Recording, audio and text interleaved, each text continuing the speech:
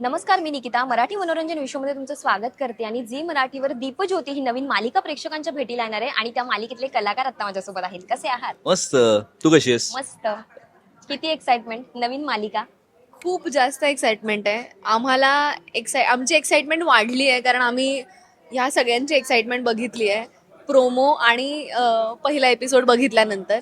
So आमची excitement आता आम्ही एकदम जो सगळ्यात वरचा थर असेल तिथे आहोत आम्ही सगळे. आणि लॉन्च सोहळा जो आहे ना मालिकेचा तो प्रचंड मस्तच झाला. हो, खूप छान झालं. तुम्ही त्याच्याबद्दल काय सांगाल? कारण इतक्या महिला आलेल्या, ठाण्यातल्या सगळ्या महिला रिक्षा चालक. खूप छान वाटलं. गोष्टी काहीच माहिती नव्हत्या आणि मग इथे आल्यावर सगळ्यांना बघितल्यावर मला असं वाटलं की अरे वा, सगळ्यांना इन्व्हाइट केलेलं आहे. आणि आत्ता पण आमचं बोलणं तेच चालू होतं की त्यांचे लाईफ एक्सपिरियन्सेस ऐकून खरंच. आपले प्रॉब्लेम्स किती छोटे आहेत आणि जगभरात माणसं किती कष्ट करत असतात आणि काही काही गोष्टी फेस करत असतात. त्यामुळे मला हे खरंच हिचं खूप ही छान गोष्ट वाटली की अशा लोकांना बोलवून यांचे, कारण ते रिअल लाईफ हिरो ते त्यांच्या लाईफमध्ये आहेतच. आणि खूप छान वाटलं, सिरियसली खूप छान वाटलं. काय सांगशील? ही कॉन्सेप्ट खरं तर झीने खूप कमाल उचलली आहे आणि सगळ्यांनाच इन्व्हॉल्व करून मला वाटतं की मला नाही वाटत असं कोणी याआधी केलं असेल की असं सगळ्याच रिक्षा चालवणाऱ्या महिलांना असं बोलवलं असेल. खूप कमाल वाटलं कारण आम्ही त्यांचा प्रतिसाद त्यांना जे वाटत होतं ते जे काही इमोशन्स फील करत होते ते आमच्या कानापर्यंत येत होते. आम्ही पुढेच बसलो होतो. सो पहिला एपिसोड बघत असताना ते त्यांना ऍक्च्युली तसं व्हावं लागतं की त्यांना तसं स्ट्रॉंग व्हावं लागतं. सो जेव्हा पूर्वाने आपल्या सीन मध्येच एक कानाखाली वाजवली होती तेव्हा त्यांचा उत्साह जो मला आवडला होता. Sudden reaction. इव्हन सडन म्हणजे खूप छान वाटलं कारण मी बघत होते म्हणजे ऐकत होते, बघत होते पेक्षा मी ऐकत होते. ते खूप एन्जॉय करत होते आणि प्रत्येक मुवमेंटला त्यांच्या ज्या काही हो.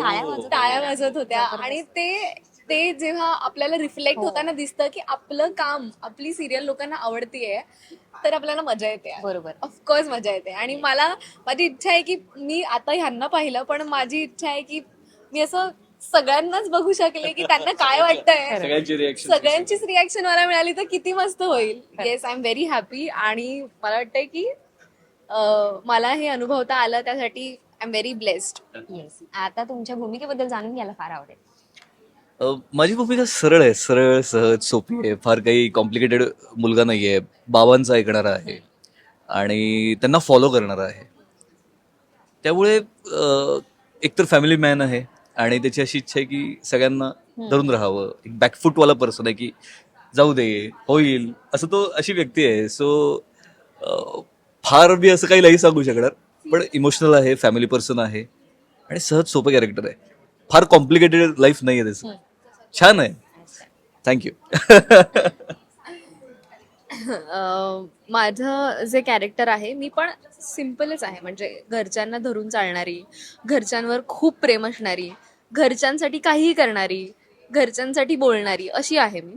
आणि तुम्ही प्रोमोमध्ये बघितलं असेल की तो जो चेंज ओव्हर आहे तो it's only because of the situation. तिचं असं काहीच ठरलेलं नसतं किंवा आधीपासून ती जी सिच्युएशन तिच्यावरती आली आहे. भाऊ तिचा प्रचंड, म्हणजे भावावरती तिचं इतकं प्रेम असतं की तुम्ही बघितलं असेल की प्रोमोमध्येच ती तिच्या भावाचं नाव कोरतीये, जे माझ्या आता हातावर आहे. सो भावावरती खूप जीव आणि होणारा नवरा म्हटलं आयुष्याचा साथीदारच आहे तिचा. तो मिस केल्यानंतर ती जे काही फील करते त्याच्यावरती रिॲक्ट करत जाते. आता ते काय रिॲक्ट करते हे तुम्हाला कळेलच सिरियल बघितल्यावरती. सो खूप सिम्पल आहे ती, थोडीशी रागीट आहे, सगळेच असतात.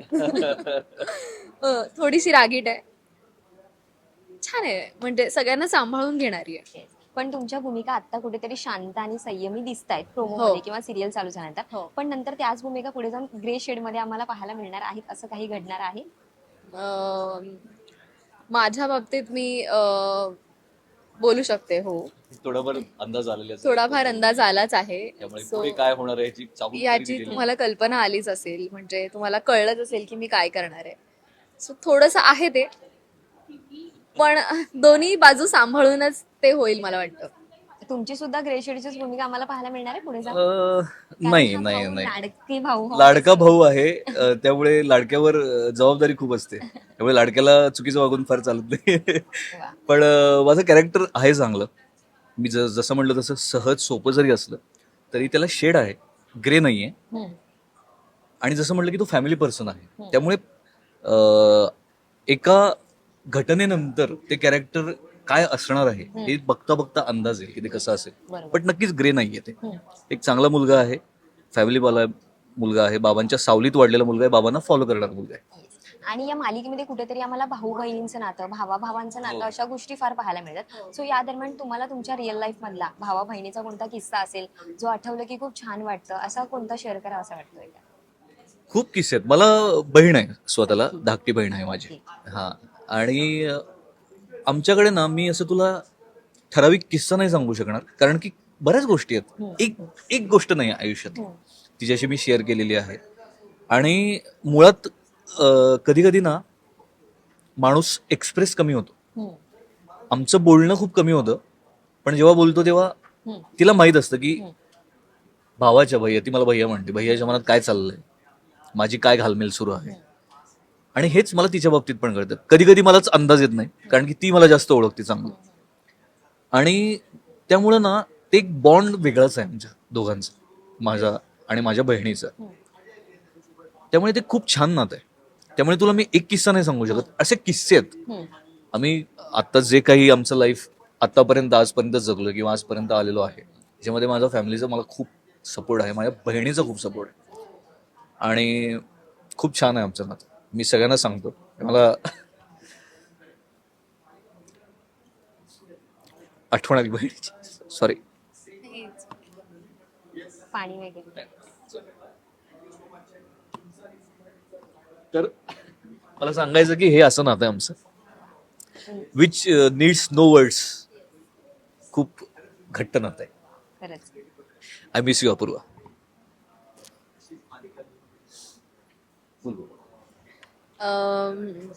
मी स्वतःला खूप ब्लेस्ड समजते, कारण माझा एक सख्खा भाऊ आहे जो माझ्याहून मोठा आहे, ऋषिकेश. आणि माझा एक चुलत भाऊ आहे, समीर, जो माझ्या काकांचा मुलगा आहे. पण लहानपणापासून आम्ही एकत्रच आहोत. So he is more kind of father figure for me. आणि मी खूप ब्लेस्ड ह्यासाठी म्हणाले, कारण मला 2 भाऊ आहेत असं मी बोलू शकते, सख्खे भाऊ असल्यासारखेच. सो माझ्या सख्ख्या भावापेक्षा जास्त लाड माझे समीर दादा करतो. आता रिसेंटली 2-4 वर्षांच्या पाठी माझ्या घरी पेटी आली होती रत्नागिरीवरून, कारण तो रत्नागिरीला काम करत होता. सो मला इतकी आवडली होती. दादाला म्हटलं, दादा आपण लावू शकलो असतो झाड तर किती मजा आली असती. त्याने झाडं मागवली आणि आम्ही शेतात 150 की 130 झाडं लावली आहेत आता.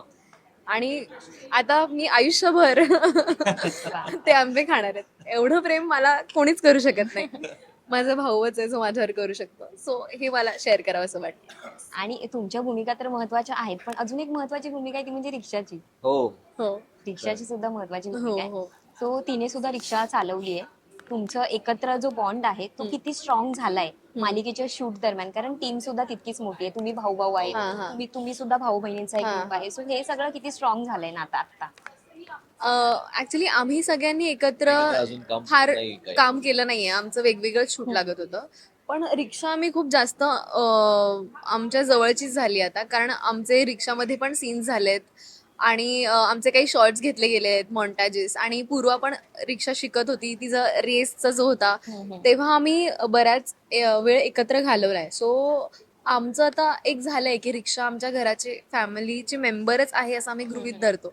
आमचा असा एक सीन पण झालाय. सो मला असं वाटतं की आम्ही रिक्षाला आमच्या फॅमिलीचा मेंबरच असं ठरवलंय. सो अजिबात असं वाटत नाही की रिक्षा कोणीतरी दुसरी आहे. येस.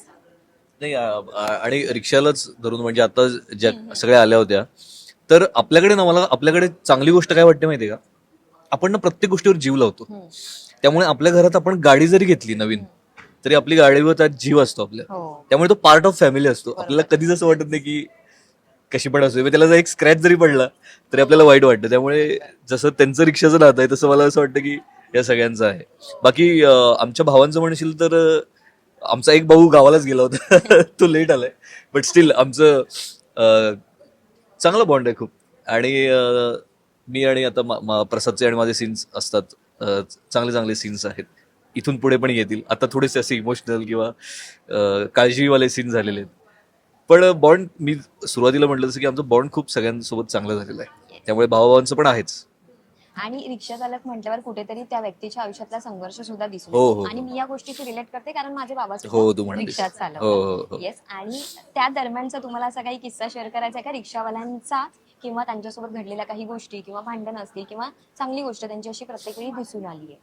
ते मला मी आता मुंबईत कमी राहिलो, तसा कामानिमित्त आता परत आलोय मुंबईत.